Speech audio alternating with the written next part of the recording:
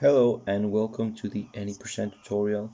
I'm going to be explaining how to do the fastest route for any percent in Lego City Undercover. And yeah, let's get started. So first of all, you cannot start a run without entering into any save file. Going into extras and you have to insert one code which is no cuts, which basically is going to allow you to skip cutscenes. I'm going to put it right here even though I already have it active. So this one you have to take it out, and this would be the code. It should say you've unlocked question mark, and after that you're basically good to go to start a run.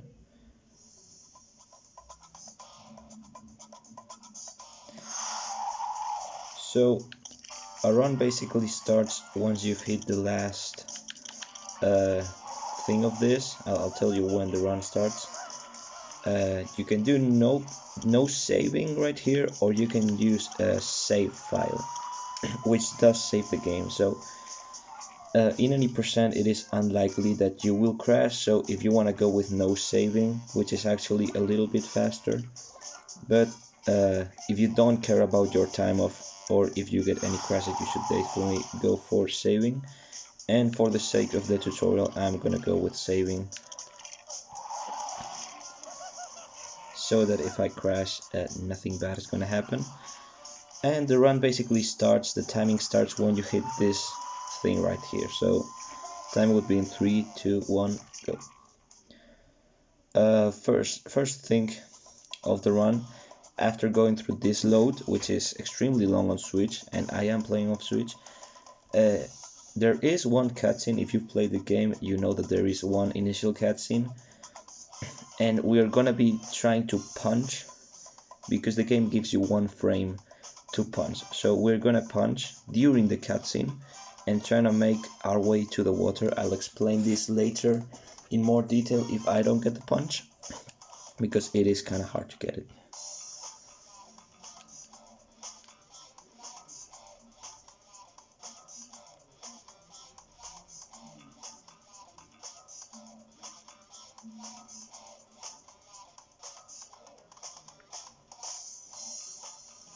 Okay, so right here, skip the cutscene and mash the punch button. For me, it's the Y. I didn't get the punch, sadly, but I will explain now what to do if you do get it. So, if you get the punch, you will try and go over here while the cutscene is playing, because there is a ramp right here which will let you fall into the water. At this point, the cutscene should still be playing, but as soon as the cutscene ends, you want to warp player 2 in and get to the card as fast as possible, and make your way to through this way to the police station. Now, there is a very interesting mechanic of this game, and that is that if you stay too much in the water, the game will allow you to hold A to return to land, and this actually makes the game load, which will be useful because we can use this time so that once we arrive to this guy's booth, which will play a cutscene, we can just hold A and it will skip it entirely. So right now I'm holding A with the player that is in water. You see the loading and we just skipped it completely. So that saves about 10 seconds. And if you don't get it, you just go to the car and watch the cutscene. It's not a big deal. And then you just want to make your way straight into police station, because in this run there is no bricks. There is not a single super build that you need to do. We're just going to be skipping straight to the end. Now, office is going to be very straightforward. It's basically an auto-scroller, although there is a few time saves that you can do, especially on the last part of office. But right here, on the first one, you just need to take both players and as quickly as possible just get to the computer, which you will need to build. And that is basically all there is to this first part of office.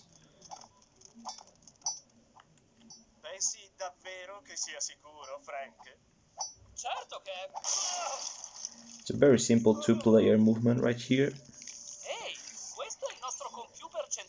And if you want to, although you kind of don't need to, you can break all these things, which actually you should break them, because I'm about to tell you about something called Frank manipulation. We're gonna set one of the players at the end, right here next to the elevator.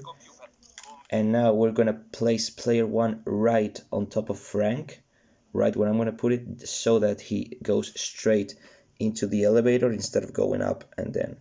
It saves almost no time. It's very unnoticeable, but it is free, so okay, I did not get it right here, but you know, you lose nothing by trying. Also right here we're gonna mash punch. Didn't get the punch. This is another small cutscene which, if you get the frame, you can punch through, and it saves about 2 seconds. Right here we're gonna be doing another Frank manipulation, since Frank, when ended this talk, will go exactly right here. So we're gonna just make him go right there before he even stops talking.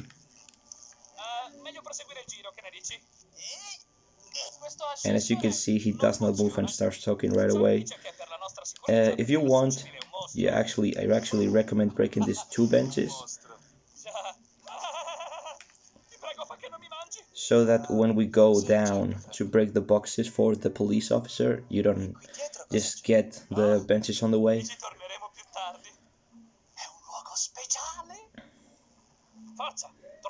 Now right here, doesn't really matter if you go down with player 2 or player 1, but I like to go down with player 1, you know, I just like my Pro controller better than the Joy-Cons. It is completely whatever you prefer. And if you want to go for the best box break, you have to go right here, break this one, and do it like that. If you don't do it like that, it is very likely that you will get stuck with the pieces that you break, which loses a bit of time. But you know, we are doing a tutorial of the best route, so might as well explain every time save.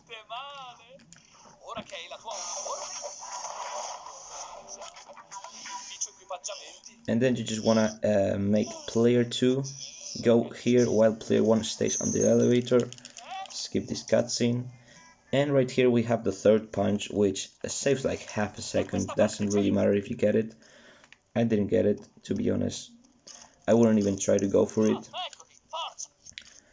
because you can even mess up two-player movement by trying to get it.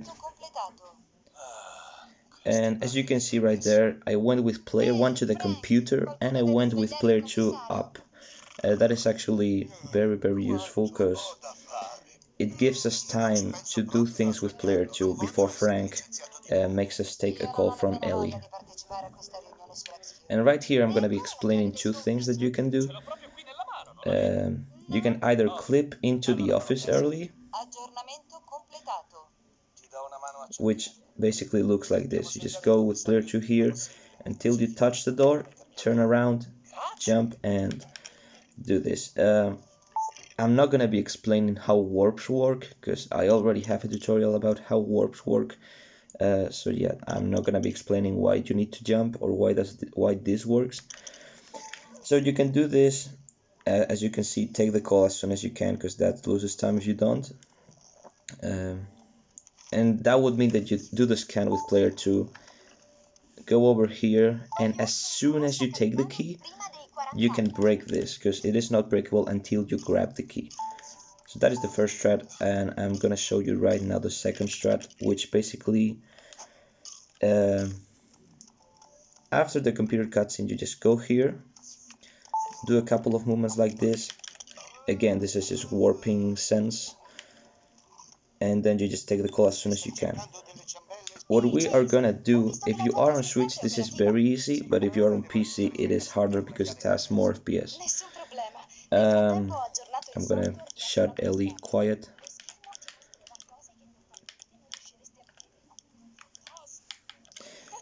Okay, so basically there is 1 frame between the animation of Chase taking out the scanner and actually being able to move, there is just one frame where you can warp, and we're gonna be using this to warp straight into the end right here.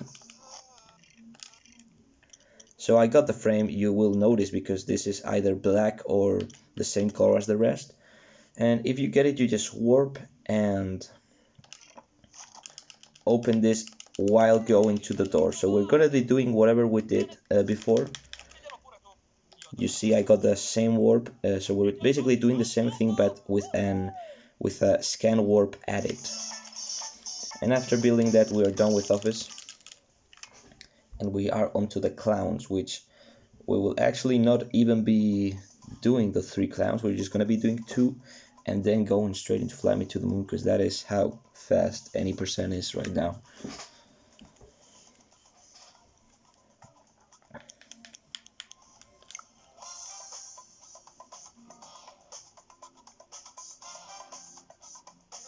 By the way, I did forget to mention that although I have my game in Italian, because I have been doing Undercover percent, which is the fastest language for that category, the fastest language for any percent is Danish, which actually is not only fast, but it glitches out one of the cutscenes at Office, which makes it go 5 seconds faster than any other language.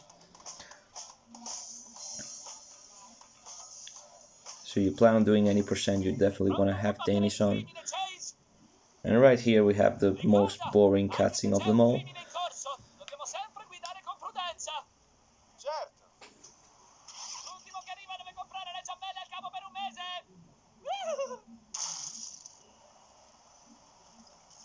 We're only gonna be doing one thing right here, and that is hitting the D-pad, hitting down on the D-pad after Ellie tells us to do this. So some people might not know that you don't actually have to go over here and press Y. You can just press down on the D-pad and it automatically sets it there. Saves a bit. And right here we're gonna go straight into the car and as fast as possible onto Clown 1.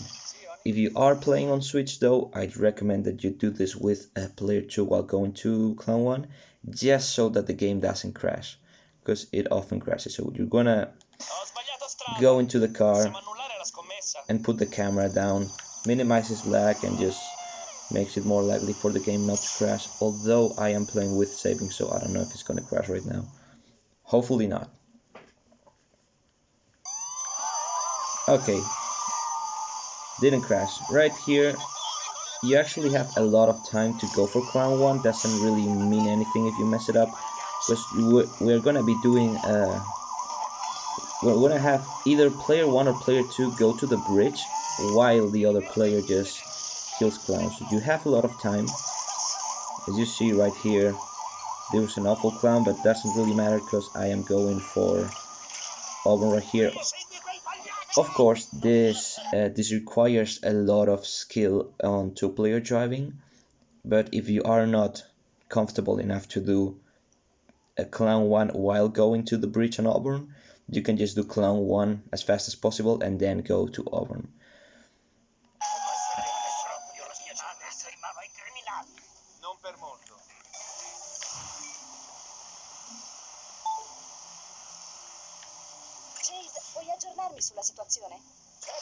Right here we're gonna do one more warp.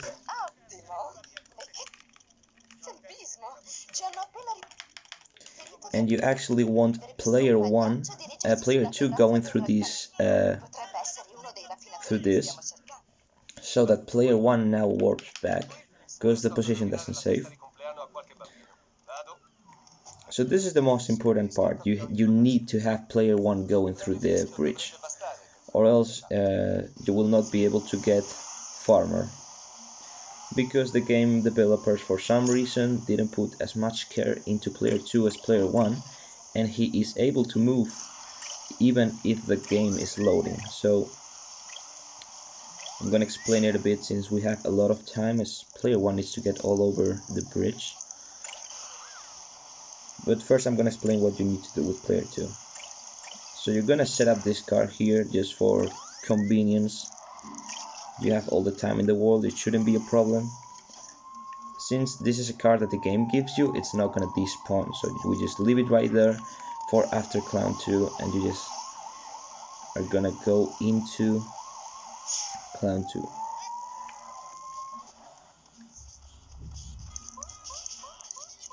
We're gonna go here and we are gonna look down, and this is gonna help with cars spawning after the bridge right here.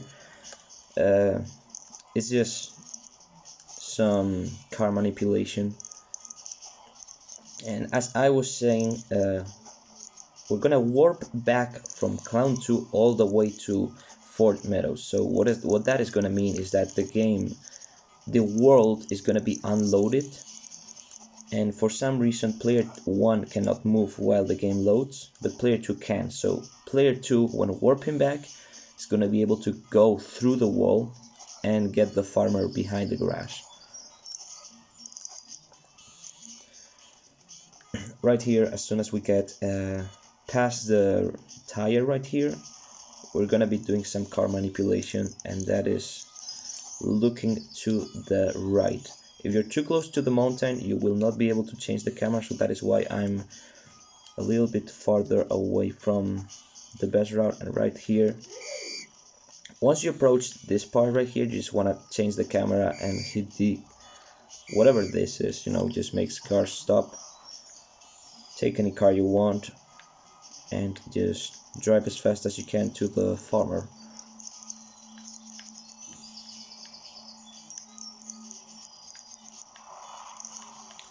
Another thing to note is that when you warp back such huge distances as from Cherry Tree Hills right here to all the way here, the game for some reason messes up the position for the warp. So instead of just getting close to the garage door, we're actually gonna be rubbing against it so that the position just saves right here. You wanna make sure that you do this, or else player 2 could spawn over here where the car is. Not sure why, but it happens. So just rub it and end player 1 like this, just go into Clown 2. Signore e signori, un attimo di attenzione, prego. Qualcuno qui è forse un pagliaccio rapinatore di banche? And as you're gonna see, player 1 is gonna be now at Clown 2 because the game teleports him right here. I'm gonna show you that he is right there, and since his position doesn't update, the game thinks he's still at the farmer place, and we're gonna be warping back with player 2.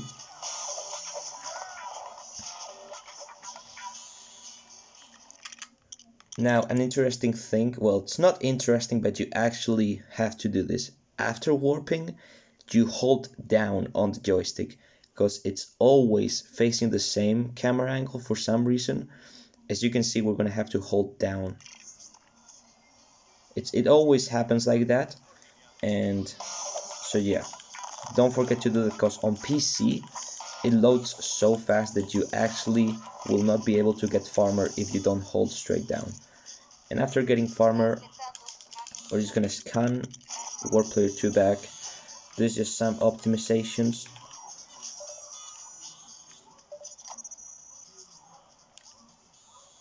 Just scanning while going to the plant right here.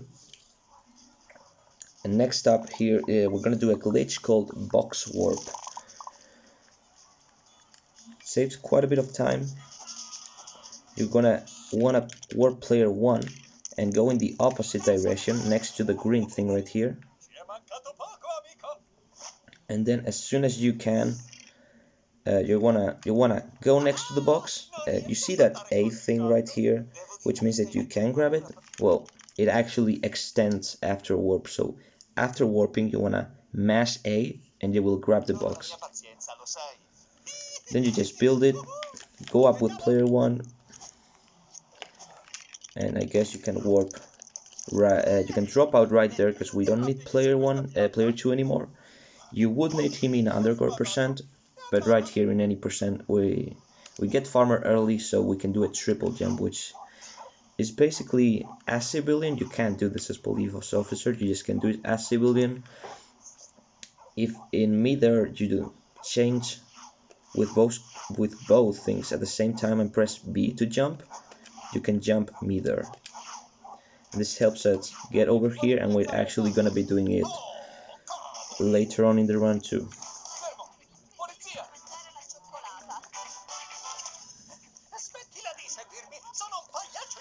Now I just gotta grab this guy, and after the arrest, right here, you want to drop player 2 in. The reason we don't drop in earlier is because if we drop in earlier, player 2 also gets stuck. Because as you can notice, I cannot move with player 1 right now. And we're gonna be taking the car that we preset after player 1 was going to the bridge. And we just wanna get over here.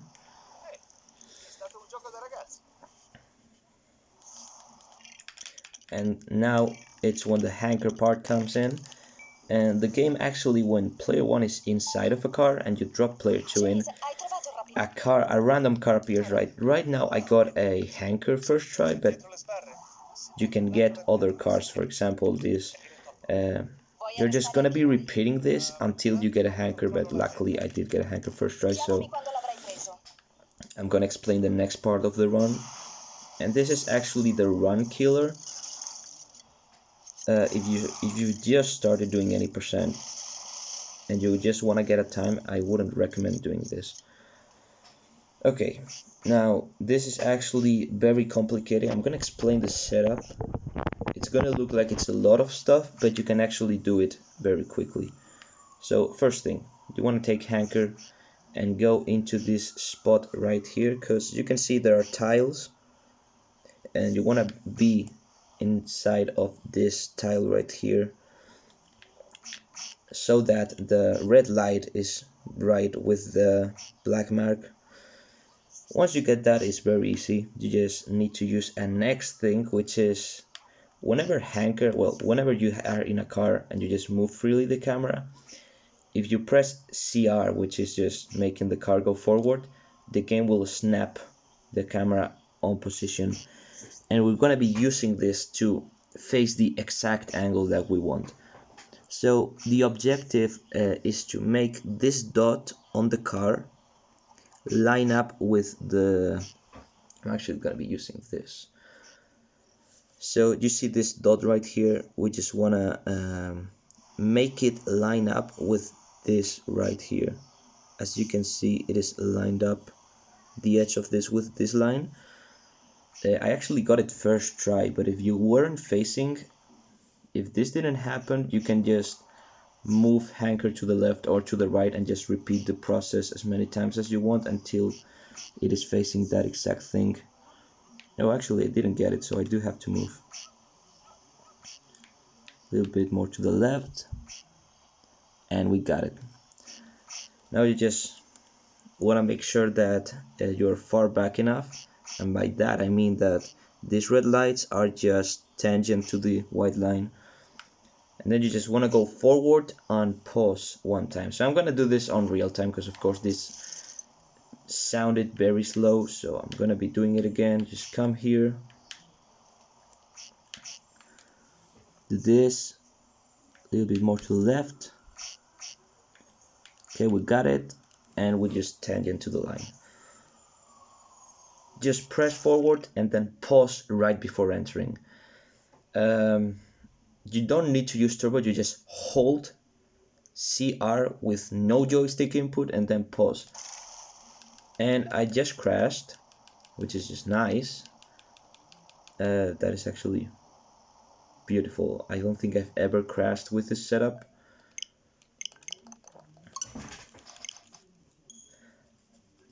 Wow, this is actually the first time ever I've crashed with that setup.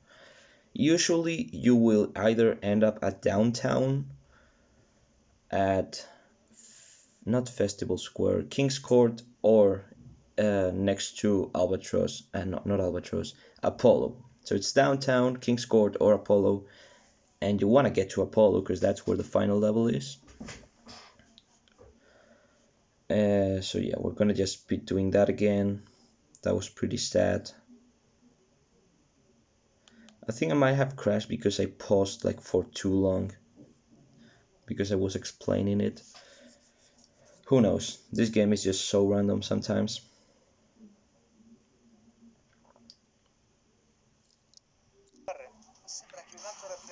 Okay, we are back with Hanker.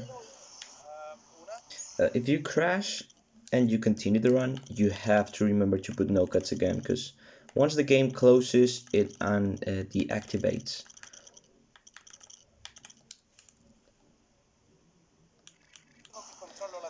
And you don't want to watch those cutscenes because it is not getting out of the time of the run. If you watch the cutscene, it is gonna count towards the time at the end, and that is unfortunate. That's why you never forget to put no cutscene.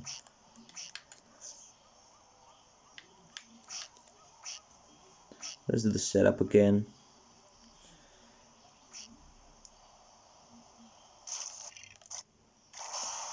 As you can see, it probably was because it paused for too long. This right here was a very, very, very good launch. If you spend less than, I don't know, let's say a minute, then that is just awfully good. I hope everyone watching this knows how to ECG. You basically just change to farmer and press B at the same time. You actually don't want to be holding like this, because this makes your character slower. You constantly want to be switching, or else you're actually going to be slower in the air. That's the reason why we never just hold it like this and we constantly spam. It's the difference between going walking speed and running speed in the air. It's like the variant. And this was just 1 minute of ECGing, so that was nice. Now we just gotta do the next part of the run, and this is where doors come into play. Okay, when I warp into this wall, this is where the door is, and as you can see, there is no floor right here. The door which we want to hit, it is invisible, but it's about here, below this floor. I'd recommend just going forward and then backwards. You'll get a sense of it. Right here I was too low. If that happens, you can just warp player 1 in and do the same thing. Luckily I didn't get it, so I'm gonna be... This is actually another thing. If you pause and do an ECG at the same time, you can warp. So I'm gonna be using that every time that I fail. Hopefully I don't fail now. I did fail, nice.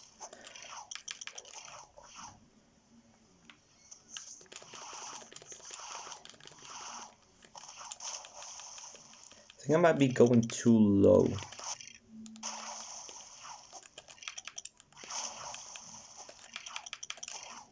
Let's try turning back a little bit higher.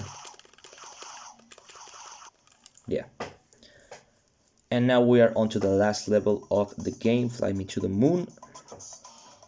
I'm actually gonna be explaining 2 routes right here for this first part. There is the fast route, which is actually extremely fast, and then there is the safe route, which if you just started, this is what you want to do. But I'm still gonna explain the faster one, because if I don't show it, then new runners, how are they supposed to know about this strat? This is the faster strat. I'm gonna do it right now. You wanna warp right here, and then you're just gonna do some triple jumps of geometry. Use this invisible wall right here to do more triple jumps.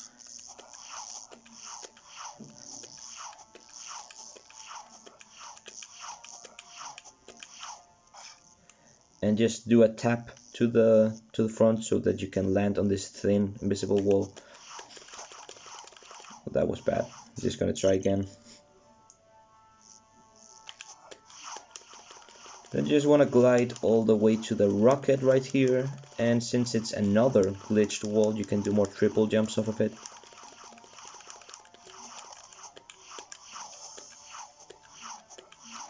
And after this you would just ECG to the door right here. Let's see if I can.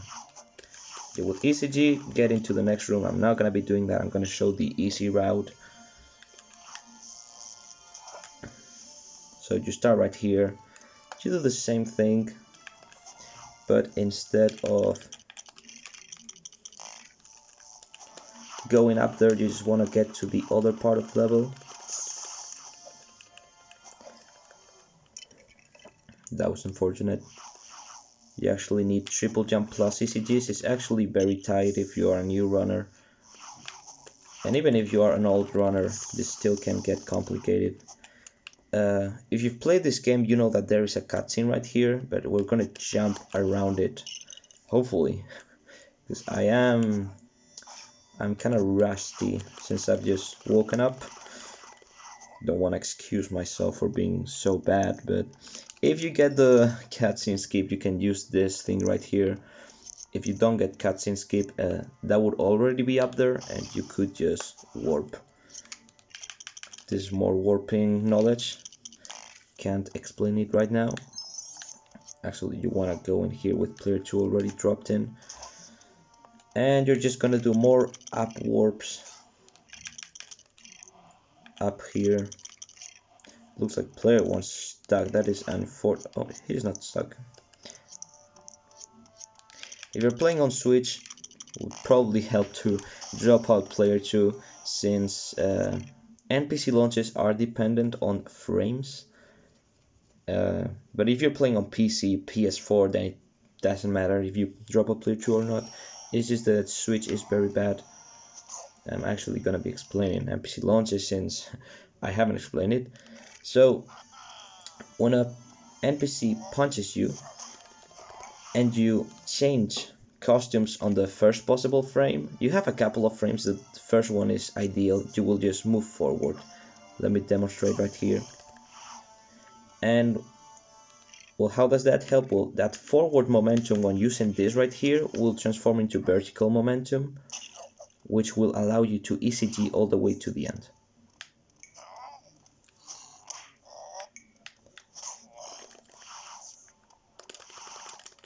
Just like that. But I also want to explain another thing, and that is that you need to be facing the same direction that they are punching you. So if I do this, then nothing's gonna happen.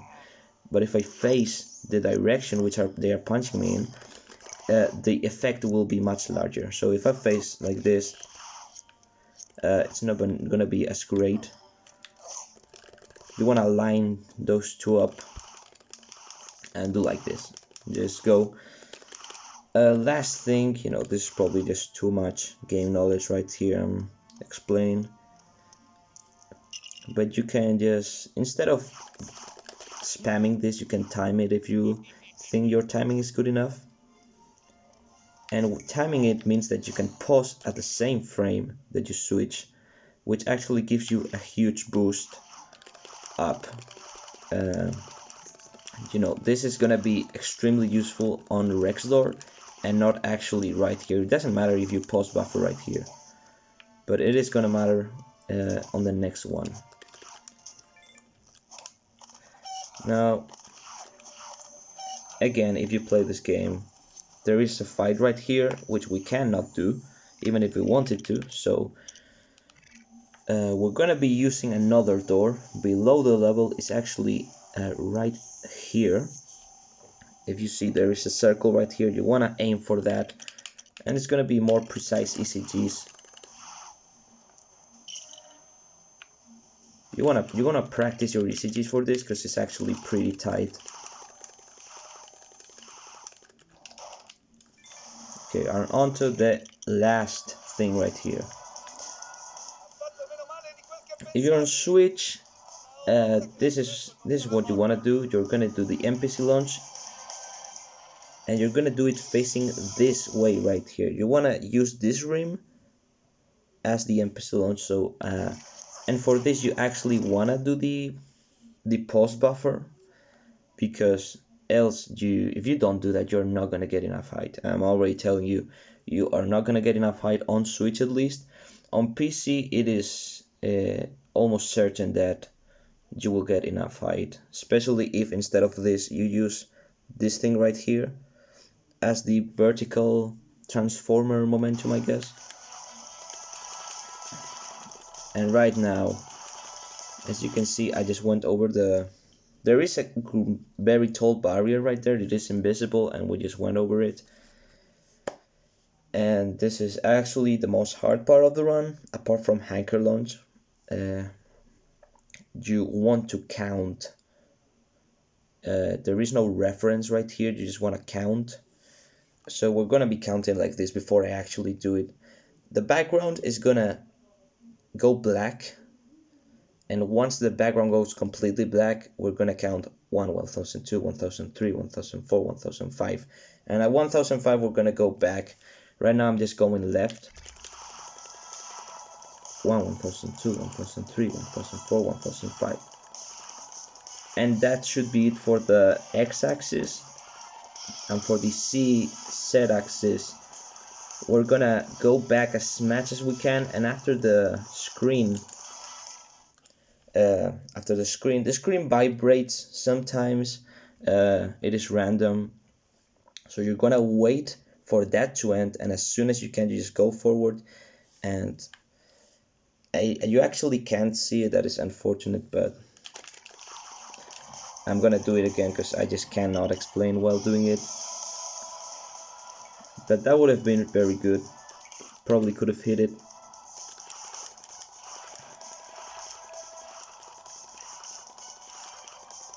One, 1002, 1003, 1004, 1005. Okay. So this is the camera doing its thing. Okay, let's see. So I'm gonna try and talk about this for a moment, because this is gonna be our reference. So first thing, when you're going back, the camera acts different as if you're going forward. So that is why you want to go back and then forward. And now we're gonna do the next thing, which is having this as reference. You see this line right here and this, so you want this exact line to be on the corner of your screen, which means that you are on top of Rextor. I'm not sure if I'm gonna be able to get it. Yeah, no. I'm gonna be doing it again, but just pointing there. Let's see if I can get the NPC launch.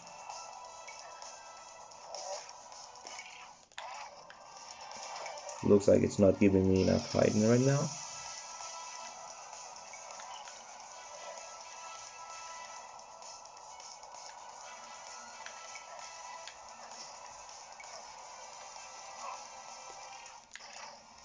Okay.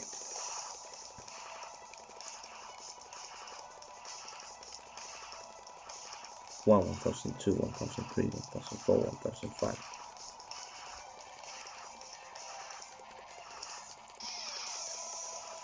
Okay, so the camera is wiggling right now. I'm gonna use this moment to... Okay, I hope you saw right there. That is what you wanna achieve. And I actually just accidentally hit Rextor. That is how good the reference is right there. And that should be the end of the run right there. You count to 1005 just like I did. Then you're wanting to aim for that to be at the top right of the screen, and then you just go back and forth on top of that position right there, so you hit Rexor. You're gonna have to practice that a lot, because Rexor is the hardest part of the run, surely. But you know, I'm just glad that I got it first try when I actually wanted to, because explaining this is very hard, especially if I'm not on free play and with the jetpack, you know, because this is an actual run. And this is just an autoscroller, which lasts exactly 2 minutes and 55 seconds. So you can already tell what your time will be by the time that you enter this. You know, as long as you don't actually die, it should be good. Let me just focus this. Should be good enough. And the last thing that you want to know is that you gotta get Rex. If you don't get Rex, your run sadly will not be verified, because you know Rex is too important to not get. It is a symbol of any percent runs. And you know, of course I'm joking, and your run will be verified if you don't get Rex, but your run will not be looked upon very fondly, because you know it is almost a culture thing right now on the LCU community. You gotta get that Rex, and it's coming right up after this laser section.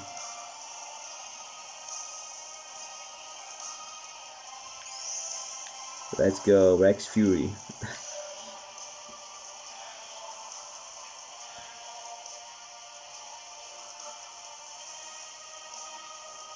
And that's the timer right there saying 30 seconds left until the end of the run. I'm pretty sure it doesn't matter what you do. Right here,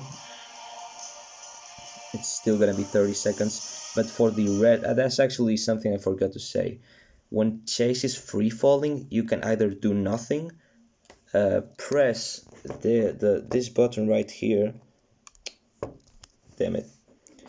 This one will make Chase fall faster, and this one slower. So you want to hold this throughout the entire free fall section.